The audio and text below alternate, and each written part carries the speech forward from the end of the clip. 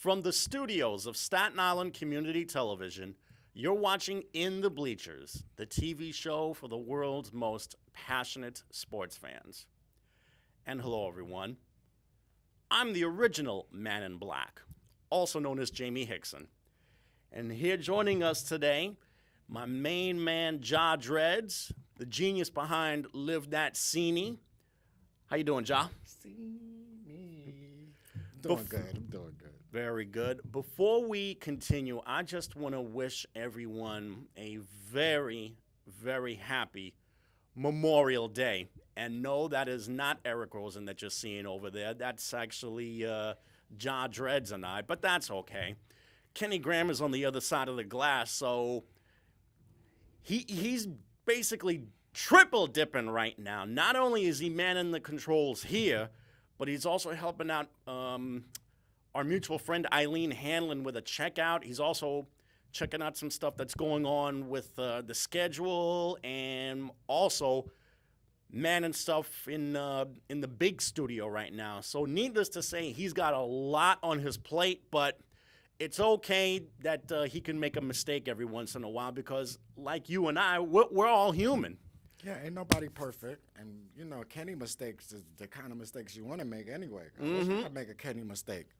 Yep. There's a difference between a Kenny mistake and mistakes made by everybody else. All right. With everybody else, it's just a egregious blunder. But with Kenny, he is so on point and so spot on with everything that he does and so knowledgeable about everything. Perfect word, knowledgeable. That he can afford to make a mistake every once in a while. And then it's just like a whiteout mistake, okay? Compared to what we got going on. We got to start from scratch. We got to start doing it over. And, you know, he's a very good brother to know. If you don't know Kenny, then you don't know Kenny, and something wrong right there. Just to give you an idea what Mr. Graham has been up to, not only does he take care of everything around here, but he's also an aspiring photographer. He's well known for his website, KennethPaulMedia.com, and he has filmed countless models. He's also specialized in other subjects. He also does classes in photography. He's got his own studio. That's why I don't understand how you can call him aspiring. Like, he's well, past the aspiring stage. The thing is, every artist, whether it's photography, whether it's television, whether it's movies or music, they always find time to learn something new. I've been in the business 18 years, and I always feel like I'm learning something every single day. I still go to him for Final Cut Pro advice. But it depends which one, because, you know, y'all more advanced here than me. I'm only on 7. Grandpa mentioned 10, and then I looked at him like it was crazy. Yeah. Because Grandpa's 75 years old, and Grandpa got it down packed. Yeah. So, and, of course, we have Kenny to thank for that. Even as we speak, all he's doing is just minding his own business, shaking his head in astonishment. yeah, because, you know, a funny thing about Kenny is some people know him as Kenneth Paul, and then some people know him as Kenny Graham, and they don't know it's the same person. I just realized that maybe a couple of months ago that it's the same person. Yep. He's been the same person basically since I first met him when I first started working here 11 years ago, and he has not changed one bit. He is still the same quiet, understated individual that I met who was teaching me about Final Cut Pro. Now I'm up to Final Cut Pro 10. He was the one that taught me Final Cut Pro 7 originally. I need to get with Kenny because I'm still on 7. Just learning it. Yep. And just to give you an idea, around here at the station, all the producers start out learning Final Cut Pro 7. But the employees, we take it a step further. Yeah. We go up to Final Cut Pro 10. Yeah, and I heard it's mandatory. Yep. I heard that everybody knows it. So I think that's a beautiful thing. Yeah. You know? So, since we're here, I wanted to let you know, happy Memorial Day. We certainly hope that you had the most awesome holiday. Still not over yet because we got another few hours to go, but Since Jai is here replacing Eric, who is spending time with his family tonight, we're going to be touching on a whole bunch of different subjects. So because of the subject matter, we're not taking phone calls, but you can still see reruns of this show on YouTube and Facebook and Twitter. You can also contact me on Instagram, and we're also on Snapchat now. Oh, see, you more advanced than me. I'm on YouTube barely. I got 2 shows on there. I'm trying to upload the rest. Just bear with me. We're getting there. But I would love to be on Twitter. I actually go on your pages and share the stuff that we do together on my page. So it's good to see somebody's able, to be literate with the computer, because I'm completely computer illiterate. On top of that, I have 2 conflicting systems. Y'all use Mac here. I got Windows at home.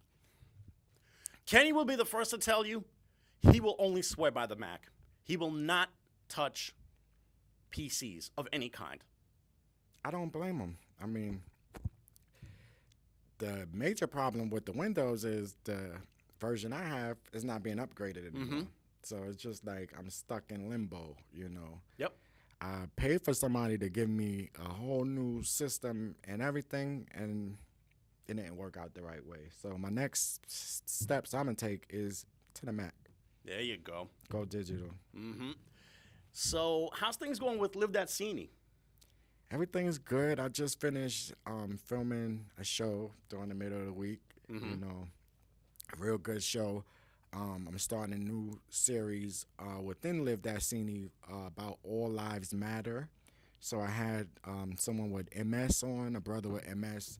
On top of the MS, he's going through a hardship with NYCHA, New York City Housing Authority, where his apartment is squalid conditions, and basically they don't want to hold up their end of his lease.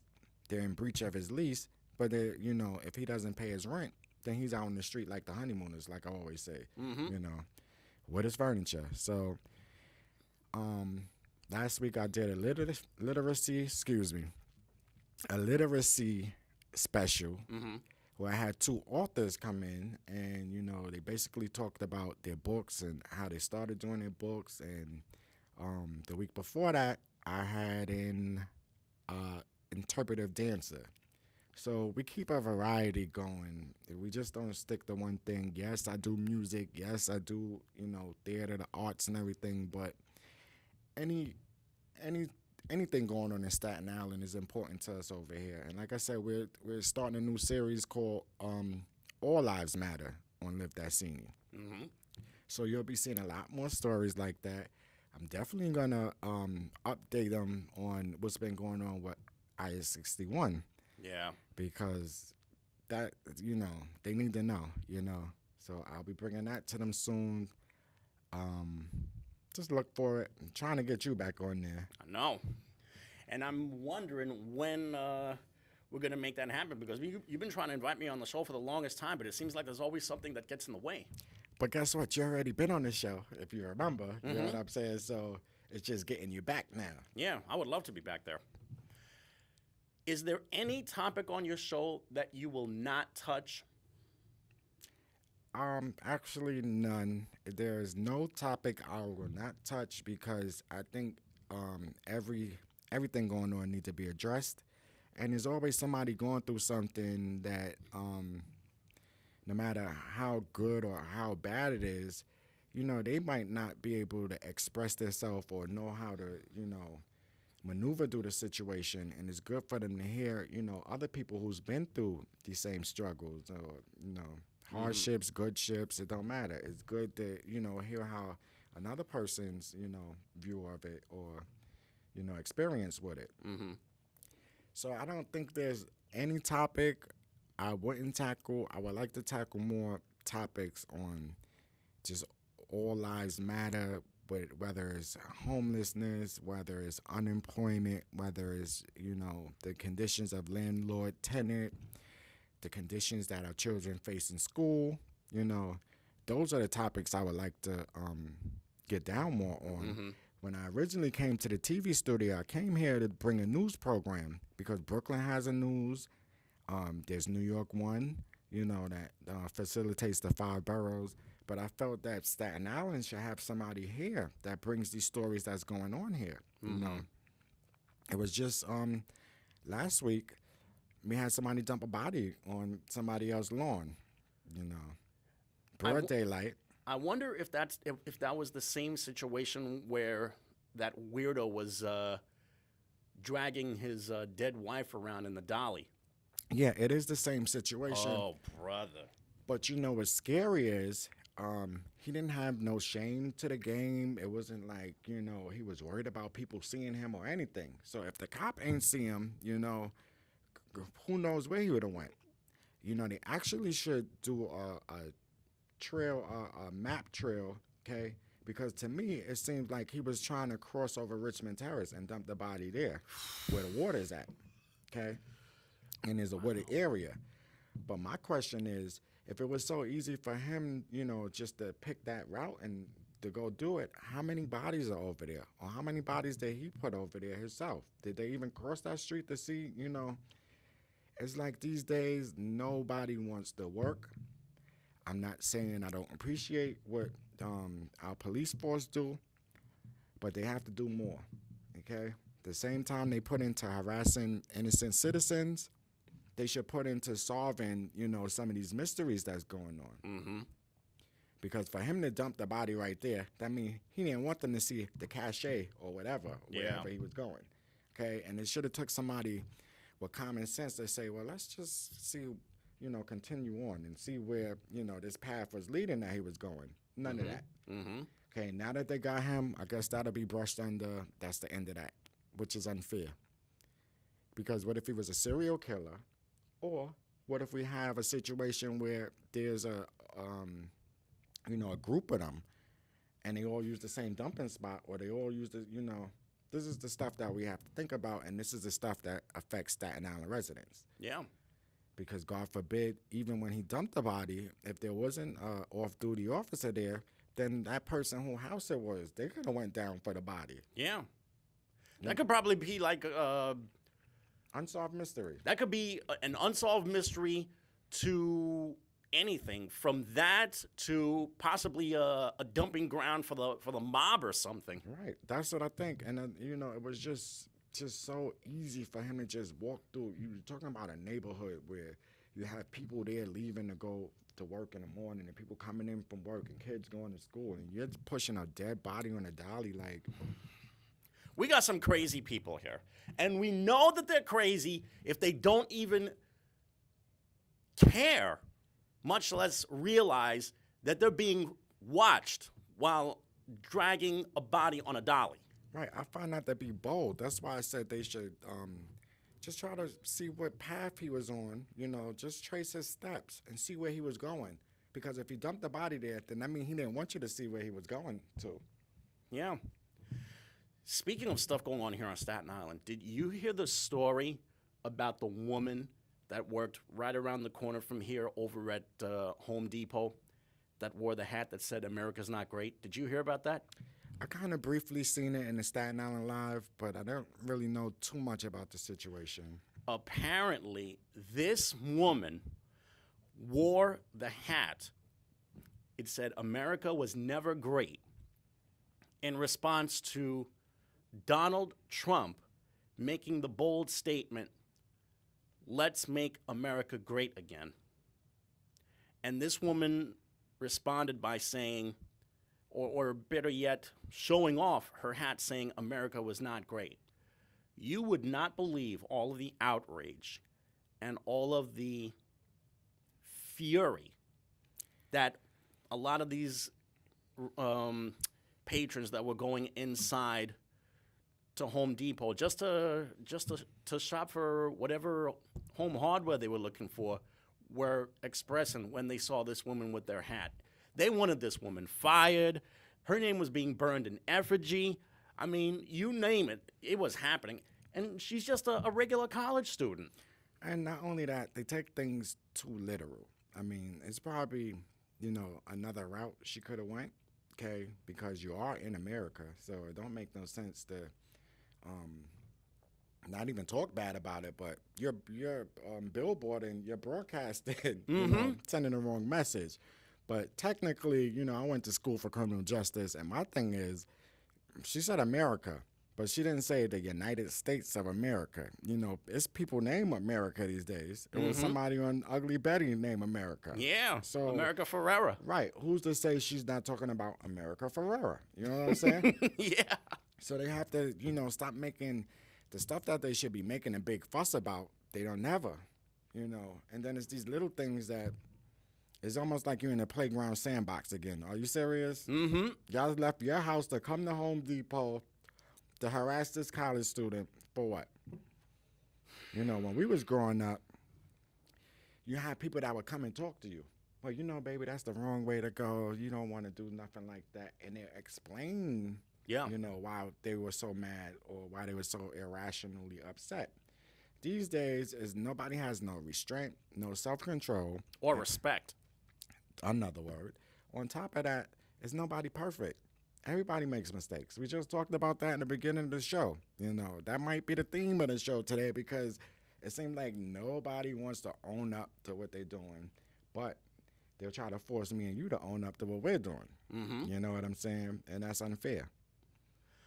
Well, at the risk of either making a controversial statement or something along those lines, seeing this woman wearing that hat, I can't help but to think as great, well, let me put it this way.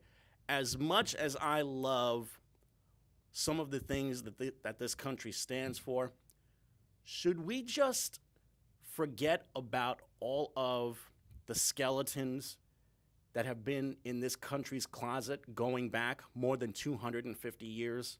I mean, think about it. Slavery was 600 years over here, and thank you. It's like that's a very sore topic because they just want to brush it under, and they don't want to acknowledge that you had people working for free for 600 years, building this country, building the stoplights, the streets, the trains, everything you can name. And here's a little known fact. Memorial Day was created by freed slaves. See? Who were honoring dead Union soldiers who fought for their freedom during the Civil War. You see? What had happened was... courtesy and respect. Yep. These freed slaves wanted to pay homage to every single Union soldier that had fought for their freedom. So they found out that these soldiers were buried in an unmarked grave by the Confederate Army. So these slaves took it upon themselves to re-dig the bodies out and give them a proper burial. And this ceremony, which turned out to be the very first ceremony related to Memorial Day, was attended by at least 200,000 slaves, about 20 or 30,000 of which were little children. So just to give you an idea how Memorial Day it began in this country, there's your story. And it's funny that you mentioned how slavery began in this country over 500 years ago. Yeah, it's like 600 plus. Should we just sweep under the rug the constantly declining race relations that have been going on in this country for who knows how long?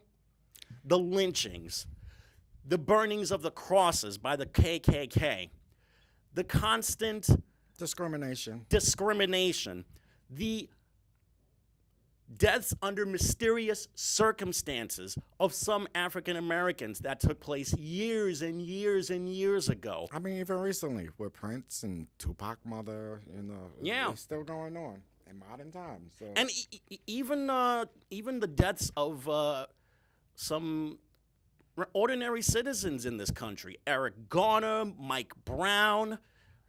You want to even go back further? Margaret Gompers, Anthony Baez, who was choked to death by police all because he accidentally threw a football off a squad car. And it's not just that. It is, The Yusef Hawkins. yes, Yusef Hawkins also, Michael Griffith, if you want to go back even further, the Howard Beach Sean case. Bell. Mm-hmm. And Goes on. Amadou Diallo. the list just goes on and on and on. And it's not just that either. It's the constant mistrust that some of our citizens, almost all of our citizens, have against the government.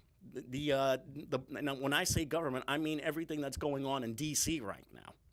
There's also countless other things that I would that I can even do like a whole novel on, but I think you get the idea. I mean, the most important problem we have is we have people like Donald Trump.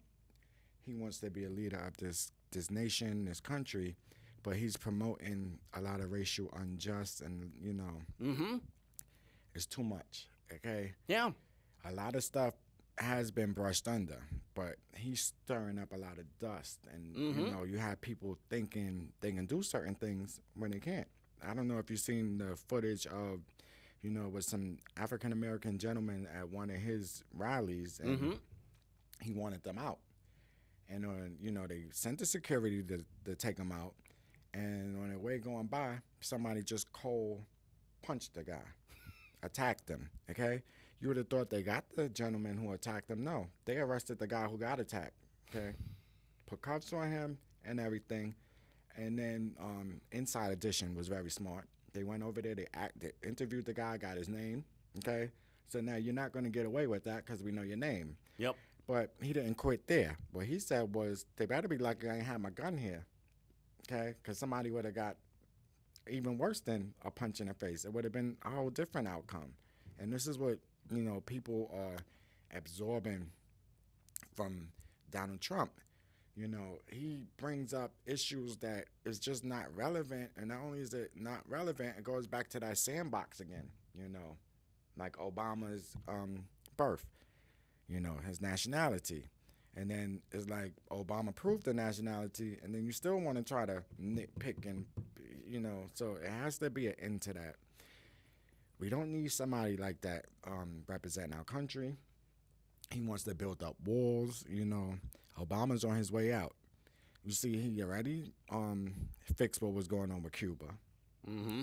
Now he's fixing something somewhere else. Okay? Yeah. Last check, he was in Vietnam. Okay. Trying to and those resuscitate whatever sagging relations were left between this country and Vietnam. That's another thing. What about the Vietnam War that took place over a 17-year span? I'm friends with a lot of Vietnam veterans. The atrocities and the nightmares and the constant PTSD that these proud men and women went through all those years ago. They're still facing it now. And they're still facing it now. When they were coming back home, they were getting the utmost abuse from our citizens for who knows how long. I mean, they were being referred to as baby killers, being spit on. Excuse me. Those men and women were defending our freedom and our way of life. How does anybody know if they were baby killers in the first place? That being true, you have to remember the situation they was put in. They was put in, a situation where they basically was assassins and just assassinating a bunch of people. Yeah. And as human beings, there had to be a whole bunch of weight on their shoulders, okay? And what did they introduce them to?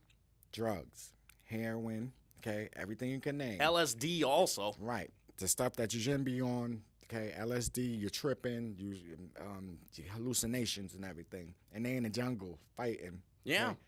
What rifles, okay? And a whole bunch of artillery, okay? And then they're on these drugs. So when they came back to the United States after they finally realized the Vietnamese wasn't having it over there. Yeah. Okay, pull your butts up out of there. When they came back addicted to drugs, addicted to this, addicted to that. Just to experience somebody in prison when they go to solitary confinement. Okay, it's a mental thing. So just imagine if they're in the jungle and they can't go to sleep, and you at home and you in your comfortable bed on your third dream, and they don't know what can be attacking them from a Vietnamese soldier to a wild animal. You're in the jungle. Yep. To a little mosquito. Mm-hmm. Okay? You can't drink the water. And if you watch the movies, them Vietnamese had their stuff down packed. They had the holes dug. Okay? Mm-hmm. They were prepared. Prepared ain't the word. Okay? And they say baby killers, but how many, of our soldiers was killed by them same babies? See? Because, as we all know, in some underdeveloped countries, a lot of these kids get forced into live warfare really, really early. Right, and then it's like a manipulation. Children are innocent. They don't know what's going on. They just want to be accepted, and if this is the acceptance that they're getting, oh yeah, they're going to absorb it. A lot of these kids get kidnapped, though. That too, but then a lot of them are born into it. It's just the same way with the gang situations that we have here. But those kids that are born into there, you know what I'm saying? And that's the same thing with them. Father's a dictator, your father's a terrorist, okay? That's all you see. This is what this is your role model. So this is what you want to do more. This is what you want to become, okay? Mm-hmm. And they believe it to the heart because kids, they're innocent. They don't really know right from wrong. Yeah. But if they taught wrong, okay, and they start believing it, to the heart, then it gravitates them more to doing that same thing or getting themselves in more trouble. So true. So you can't blame these kids from the other countries. I always take it back to the parents because the parents, we do the most education. We're the role models to the kids. We're the ones that they see the most, Mm-hmm. that they emulate the most. So, it's up to the parents to try to curb what you're doing. I don't condone none of that, but if that's what you got going on over there, then try to separate it from your kids. Show them a better way. You want them to have a better life. You want them to have a future. You don't want it to keep continuously going downhill, and nobody has nothing. There you go. I can even take this a little bit further back. The time of World War II. There were countless American Japanese citizens in this country, and they had nothing to do with World War II, yet all of them were rounded up and sent to internment camps in different parts of the country, all because of the suspicion that they might have had something to do with the Japanese Right. fighting against us in World War II. They had no clue about what was going on in World War II. They were just trying to live their lives, trying to live the American dream, and then all of a sudden, a certain someone in charge decides to round all of them up just because of the suspicion that they might be involved in the war efforts for the Japanese, when that was not even close to being true. I can't knock them for that because the whole thing is protecting the country and the citizens that live in this country, and that was smart. It might have been a hardship for them at the moment, but they're in somebody else's country. You imagine what we have to go through when Yeah. they round us up? Yeah. Okay? I think they got a good treatment compared to what we get. You just go into the firing line, and they're just going to shoot you there. Okay. Here, I'm just saying, treat It was everybody wrong, the right. way It was don't wrong. treat everybody the way we would like to be treated. It was wrong. That's all I ask. It was wrong what they did. It was wrong what they did. But once again, people make mistakes. Okay, they learn from it. But then at the same time, just imagine the stuff that's going on now with the terrorists and our visitors from other countries. That could have been going on there. That was a precaution that they had to take. Okay, the times was kind of different, so they probably didn't have all the stuff that these ones have. To make the moves that they make. But they still could have been making it. Still could have been a movement going on. Because you got to remember, back then they had the communism, and communism was tough. Yeah. Okay. And each face of communism was just a little bit more horrible. It was just like Freddy Krueger, and, Hitler. You know what I'm saying? You had somebody in China, okay, with Yeah. their stuff. So you had your Jason, then you had your Michael Myers somewhere else over here, so, in brother. Africa. You know what I'm Yep. saying? So it was just these precautions that they had to take. I'm kind of glad they took those precautions because anything could have happened. Somebody could have just did something and blamed them for doing it, and then Yeah. it could have incited some kind of war. So we have to learn how to take a bad situation and find the good in it. You know? Yeah. I just have a hard time trying to find the good in the current situation that we're in right now. The drastically declining race relations, the political disorganization. I don't even want to call it crookedness or anything like that anymore. It's just complete and utter disorganization. What's going on in D.C. right now? That's why a guy like Trump is only going to make things worse. At this rate, voting for Hillary Clinton would be like the lesser of two evils. I'm actually um, going that route. I'm not gonna say who because this is a Republican borough here, but I'm actually going that route. I'm going that route for my own reasons. You know what I'm saying? Hillary Clinton has been around. She's been very active. She's been very involved. Okay, and I like that. I don't think somebody that came from real estate that only know about gambling and casinos in New Jersey, okay, and $1 billion loans that bail them out of stuff when you got people that only want to borrow $500 to pay their rent and can't get it, and they give him $1 billion loan. Yeah. I don't condone him as a leader, and anybody who does, they're either illiterate, they're not watching what's going on, or they're just plain confused. Okay? Because, people hear the Trump name and they like Trump Tower, Trump Plaza, blah, blah, blah. But those are some accomplishments that he made, that benefit him. That don't benefit nobody else but him. Yeah. And this is what people have to come to realize. We need more philanthropists. We need more people who's going to invest money to improve education, housing, medical assistance, and medical treatment, period. And I said that education, I'm about to say it again, because education is very, very important. But that's what we need, to build up our communities, to give us some kind of hope. I live out here in New Brighton. And as long as Staten Island has been around, in modern days and times, my neighborhood is still underdeveloped. We have no medical place. We have no supermarket over there. We have none of the basic need things that we should have, like all other neighborhoods have. We don't have that there. And we're 5 minutes from the ferry, where they're building a big Ferris wheel, where they're building a new luxury mall. You know what I'm saying? So they can build a Ferris wheel and a mall, yet they can't find any solutions on how to better improve the medical care that's desperately needed around here, or maybe even solving the constant drug problem that continues to plague this island and the entire world, for that matter. I know, because people don't realize the doctor's job is to prescribe medicine to you.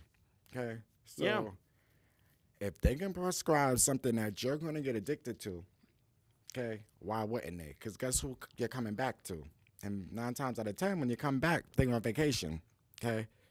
And this seems to be the cycle. We have to break out of that cycle and start using a little bit more natural solutions, natural remedies. It's not all about what the doctors say, because from my experience, you take the medicine for one thing and it's a side effect from that medicine you took. Now you got to take another medicine for the side effect, which causes probably 3 more side effects. So it's just a chain reaction where if you don't, pump the brakes early, your health deteriorates, declines, and it might go to death. So back to what I was saying about my neighborhood. On top of them building this luxury mall and this Ferris wheel, they're building it on top of human beings. There's homeless people all over there, all over the ferry, all over the streets, all over the benches, okay? And they didn't take not one dime to assist them. They didn't take not one dime to say, well, let's build them a building, okay? So they don't have to be here. They didn't take not one dime to say, well, let's give them a job so they can buy food. They might not be able to get an apartment right now, but they at least have the money to pay for the hotel until they can save up to get an apartment. They make good money over there, good money. Anybody could live off of there. And it's all about unions and this and that, and not about human beings, okay, that want to provide a service to their community. Yeah. And they are being denied. So that's what we need to go back to. And that's right across the street from the borough president's office. How ironic. You're right. They can look out their window and see all this. They ain't got to turn on the TV to see or to hear me say this. You know what I'm saying? And that's the sad thing. We put these people in office. They only come out on election day. Okay, you see them when they want your vote.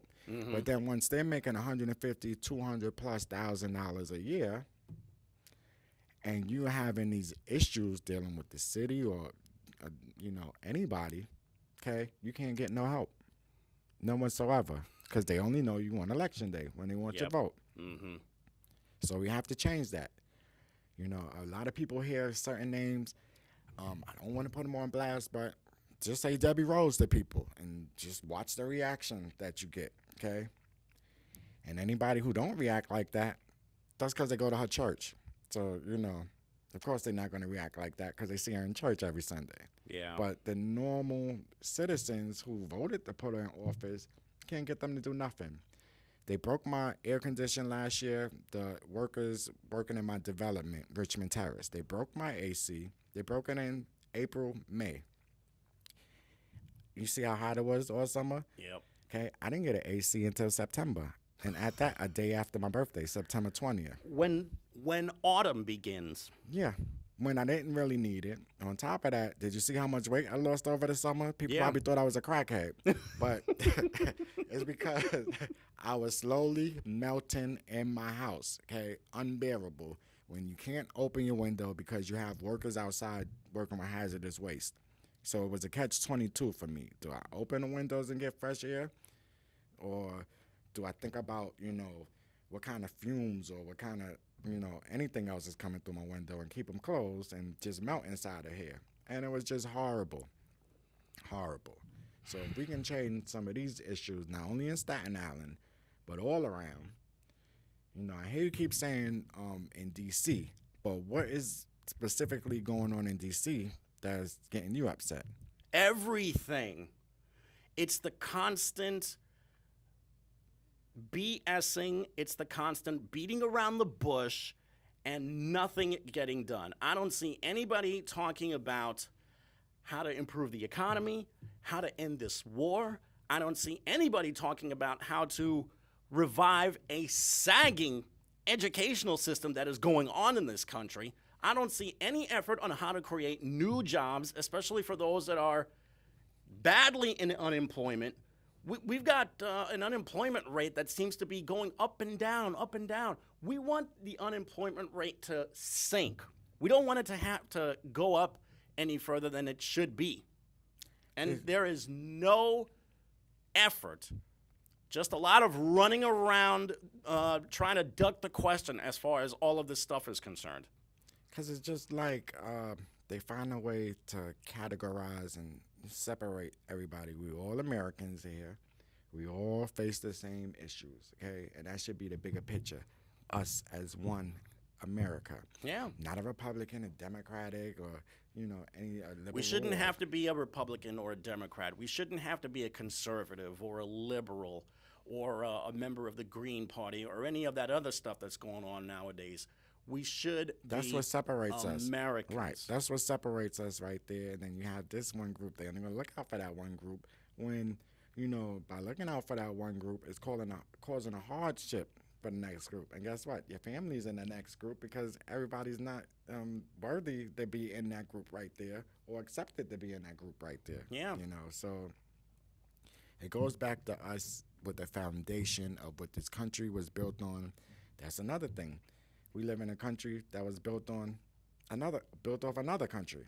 Yeah. Because a lot of people don't understand where New York came from because there never was an old York. You know where the old York is? It's in England, Yorkshire, England. Yeah. Okay?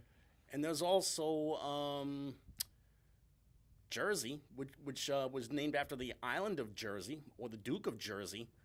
Of course, a lot of people don't know this, but what we know now as New York was originally founded by Dutch settlers. used to be known as New Amsterdam back in the 1600s. But I mean, And then the natives was always here. You know, the natives was always here, and it just goes to show you. You think people try to outsmart you these days? Just imagine somebody buying, the Brooklyn Bridge from you for how much did they buy the Brooklyn Bridge for? They swindled them. Yeah, But I know Manhattan was basically sold for about $20. okay, so they swindled these people, and I mean, $20 for Manhattan. That's a steal. Yeah, I wish I could find them right now selling Manhattan for $20. Okay. that's another really good point that you wound up raising. This land was developed and constructed by American Indians first, before the British and the French and the Spanish wound up making their way into the Americas and developing it firsthand, and then turning it into the 13 colonies, and then the Louisiana Purchase, and then... No, let me stop you right there. Remember when we was growing up and going to school, and they asked you who discovered America, who did you have to put on there? It had to be Columbus. And if you didn't put Columbus on there, what happened? Either you wound up failing the exam or the class. Okay, so they really just programmed us the wrong way, thinking that Columbus discovered America, and if we didn't, follow right behind them and say Columbus discovered America, guess what? We failed very bad. Okay, you failed the class. They might have expelled you for school. Yeah. Now, modern days, you look at Discovery Channel. They're talking about the Russians. They're talking about they're even talking about the Vietnamese. Okay, they're talking about all of these other different countries coming to America way before Columbus. So it has actually been more research done into that than it was from 1492 to like 1992. You know what I'm saying? And that's too long to have to, just promote a lie, basically. We promoted a lie. Yeah. You know. Well, you mentioned changing the subject earlier. All of this stuff has gotten to be extremely depressing for me. So what do you say we spend these last 15 minutes or so talking about what's going on in a much happier subject, or at least I like to call it a happier subject, and that's a little bit of sports. Oh, yes. For example, Yes.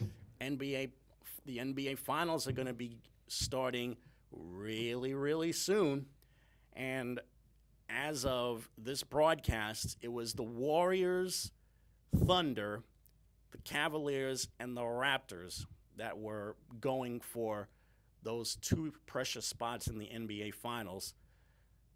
I have been so shocked at how the Oklahoma City Thunder have really put a real hurting on the Warriors.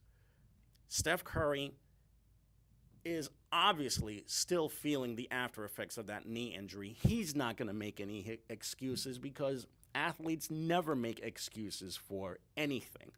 But it's all a visual thing with them. Okay, the great ones like Michael Jordan, they visualize this thing. He visualized the championship, and then he get it with a broken ankle and a twisted hip bone and everything. You know, so it's not about crying about these injuries. That's why I'm glad he's not. It's about pushing yourself. Yeah. This is where the true athlete comes in right now. And right now, the truer athletes have been Kevin Durant and Russell Westbrook. Westbrook was dynamic in 3 out of the first 4 games against the Warriors. And the defense that they've played, not just against Curry, but against Klay Thompson and also Draymond Green, has really worked wonders for Oklahoma City. Something tells me that Billy Donovan seems to be doing a really good job in his rookie season as an NBA head coach. I mean, Van Gundy, he had his time when he moved up. He had a good year like that also. So it's not impossible. It's about applying yourself. Yeah. Everything changes when the playoffs begin. If they that's can when have you that, can see if you who's have that coaching. one hot team that can go into a postseason with a lot of momentum, watch out because they're really going to be in to surprise a lot of people. Which was the Warriors. The Warriors was the top game to watch. If you watch any NBA games this year, their games, you would always be satisfied. You will always come away like you just ate dinner. Like you just, okay, stomach full. They put on beautiful performances all year. Yep. That's why a lot of people are shocked that they're getting behind kicked so bad. But this round of the playoffs. But it ain't over till the fat lady sings. You know what I'm saying? But I will say this. If the Warriors season does end, this only reiterates the theory that the 1995-96 Bulls are the best team in NBA history because they have the NBA title to show for it. They backed it up. See, it goes back to they're calculating the numbers. All of these wins and all of these, but there's only one major win at the end, and that's winning that championship. Yep. So if you can make it there without 80 wins and still get the job done, you're the best team. There you go. The best man wins at the end, basically.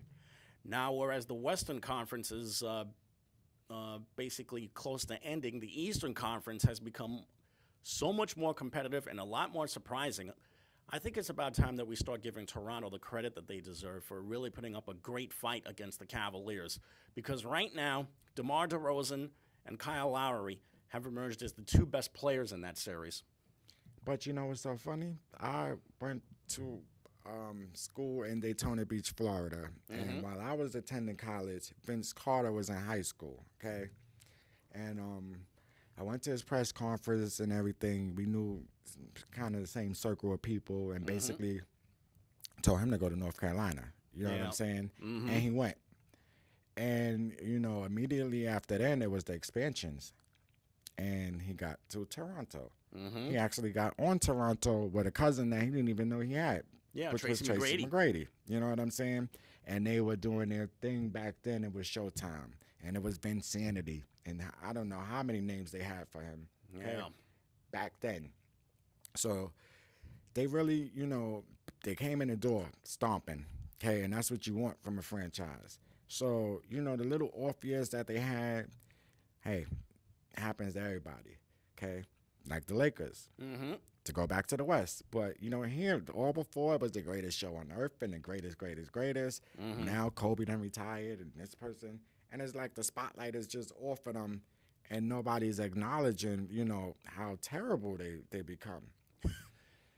It's so funny that you say that because for all of the accolades that Kobe has gotten for his 20 years in the league, should we have just forgotten that the last 3 years, the Lakers were just god-awful? And nobody brings that up. It's just like brushed under the rug. So, Yeah. And then look at their players, Swaggy D and Baggy B. And, Yeah, you're referring to Nick Young, a guy who I think should be cast off because he's been nothing more than a locker room cancer for them. But at least the Lakers are starting to publicity. Yeah. Just off out of there. He have his stuff together. You know that he's only getting all of this swag because he's dating Iggy Azalea. Yeah, that's true. But isn't he a native of that? Yeah, he was born and raised in Southern California. So, that's another thing also. He's their hometown person. We had our hometown people when we had Mason and we had a few people that played for the Knicks. Every now and then. Cleveland. Yeah. They got their hometown person. Yeah, He left and LeBron. went to Miami and came back to them. So it can be that also. But I think she plays a big part of it. Yeah. But I feel like when it comes to players like that and they're not producing what they're supposed to be producing, just like the wrestler, and the baseball players that they send back to the minor leagues and the minors and the hockey players, send them back to the minors. Yeah. Okay? Let them tighten their stuff up. All the more reason why the NBA needs to come up with a system like they do in Major League Baseball. If somebody coming out of high school wants to turn pro, they can be drafted, they can sign their first pro contract, but they have to do at least 2 or 3 years in the D League or overseas first But And if they do insist on going to college, they have to be there for 3 years. Then they can be eligible for the draft. What do you think of that scenario? I feel, what I was about to cut in and say is that a lot of the D League players are way better than the NBA players. There are some, yeah. A lot. There are some D League players that should be given a chance in the league, but then and they don't there have are the other opportunity. yeah. But then there are other guys that are in the D League that pretty much are showing why the best they can do is the D League for a few years. Maybe they should just change it to the CBA and give them some kind of integrity instead of the D League, because the D could mean anything. Dummies. It's just add your own definition. The National Basketball Dummies League. Right. It could mean anything. That could be depressing. But look, it could be depressing. The depressing league. So, they need to give them a better name, and maybe we could get a little bit more out of them, because sometimes that's all it takes right there. Yeah. We already had a CBA, and that took place for about 50 or 60 years. But unfortunately, Isaiah Thomas ran that once proud minor league into the ground, and it was never heard from again. Yeah, unfortunately, you're right. He did run in the ground, but this is when he had a chance to be the coach, the owner, the player. Okay, you can do everything. You can have every hat you want to have, and the NBA limits them to these things. You know what I'm saying? I don't know why. Because somebody like Jordan, I would have tried to keep him playing until he was 99 years old. Like, are you serious? I would have put him on a super duper contract. He would be playing in space right now. Yeah, that's how serious it is. Like, they don't acknowledge. This is the biggest thing I have with the Knicks. They get good players, and then they acknowledge bums. And then the good players just get frustrated, like, what? I'm out there busting my behind 24/7. And you talking about this person that, okay? I could go off and rip that sorry-ass franchise, but then again, what would be the point? We've already gone through this so many times, how much that idiot owner from Cablevision has run that proud franchise to the ground with one horrific decision after another, and it just doesn't seem to get any better anytime soon. But what's funny? It seemed to be like the norm here. Like, the Board of Education was being run by the fashion magazine ladies. So it seems like nobody goes in the industry they're supposed to be in, and then they screw up the industry that they don't supposed to be in. Well, on the bright side, as far as the Knicks coaching search is concerned, at least they're not bringing back Kurt Rambis. The same Kurt Rambis that had a really, really horrific roster on the Timberwolves, but just could not seem to get it together at all. And once he takes over halfway through this past season with the Knicks, it only goes from bad to worse with that franchise. But now they have Jeff Hornacek.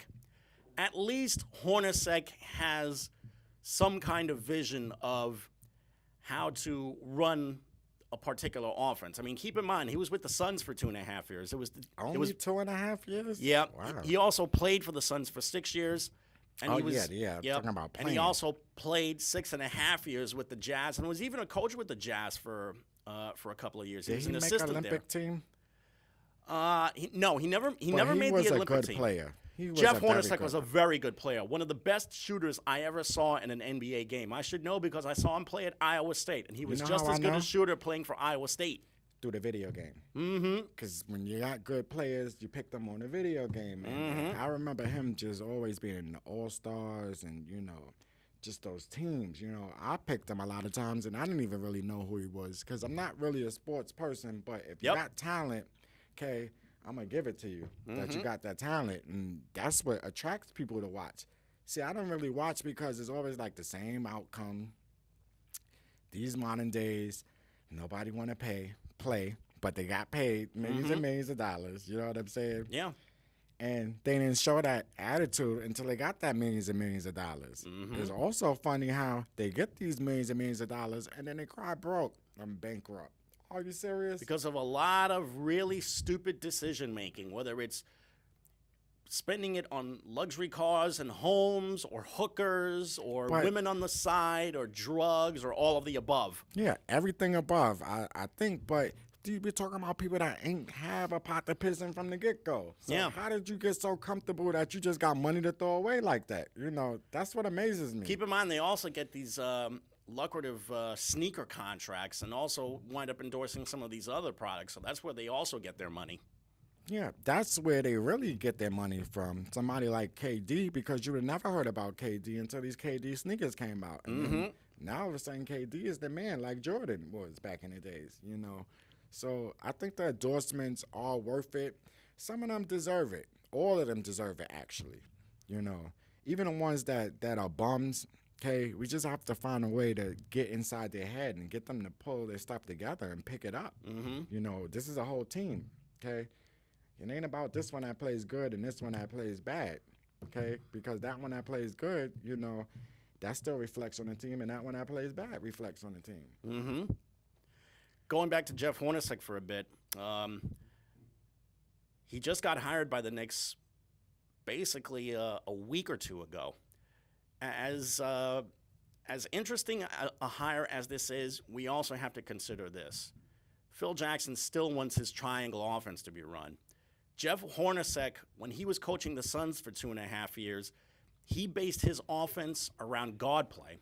His first year that he was coaching in Phoenix, he had 3 point guards, all of which he would play at the same time and try to run the offense around the backcourt. And as a result, they wound up not only being in the top 10 in scoring, but they were also in the top 10 in the amount of time that it took for them to get a shot off. And once things started to go downhill, mostly because of injuries and a lot of the trades that wound up taking place, I think that Hornacek was made a little bit of a scapegoat, more of a scapegoat than he really should have been. So let's see what kind of philosophy he's going to bring to the Knicks. Is he going to adopt that triangle offense, or is he going to use the same philosophy that he used when he was over in Phoenix? That's number one. Number two, the Brooklyn Nets got themselves a new head coach. It's Kenny Atkinson, a guy who basically spent his entire career playing in Europe. He never played a single game in the NBA. And then when he finally did get to the NBA, he was coaching. He was an assistant with the Knicks, then became an assistant with the Hawks, and in between that time was also working for the Spurs. So you could see that he wound up getting his winning pedigree from San Antonio. Plus, he and the Nets' new GM, Sean Marks, know together really, really well. So naturally, this was going to be a good owner of the Nets, where the owner is from. Where's the owner Russia. of the Nets? Okay, and where is that? In Europe. So, you know, this is where you put 2 and 2 together. So naturally, Sean Marks and Kenny Atkinson were going to speak to each other about this hiring. Now, as far as baseball is concerned, there's a lot of stuff going on regarding Matt Harvey. He is in a deep, deep slump right now. His last 3 starts, he's gotten hammered for 19 runs. Somewhere down the line, a decision is going to be made on this guy. From what I understand, he's going to be starting tomorrow. But there's still the issue of exactly what's wrong with him. Does he have an issue with his surgically repaired arm? Or maybe it's just a mechanical issue. Who knows? All we know is he's going to have to turn the corner around really soon, because June is here, and pretty soon the halfway point of the season is going to get here, and he's not going to have as much time left over for the Mets to have any confidence in him if he keeps up with this losing streak. Well, they should be a little bit more smarter. You always have a backup, especially when it comes to sports. You grew up playing sports, okay? It's not one person that just plays that one position. You always have the relief, you know, somebody else that could fill in. So what they need to do is find somebody that, if they can't bring what he was bringing to the table before he got hurt and better, you know what I'm saying, and let him recuperate. And sometimes it's just be the confidence, because he has to get his feeling back and his arm back, you know, that he feels comfortable doing all of these things. And that's what they have to realize, you know? Yep. Before we sign off with about 30 seconds left, I just want to say, Ja, thank you again. Anytime. What is and this? Also, I don't even know, right? I don't even know. It's just 2 guys shooting the breeze. And let's also say thanks to Kenny Graham on the other side of the glass. I was yelling because he's basically running around doing 5 different things at one time, and I just hope that he could get back soon so he could sign us off. Wow. So for everyone here, for Ja Dreads, I'm Jamie. Happy Memorial Day, everyone. Good night.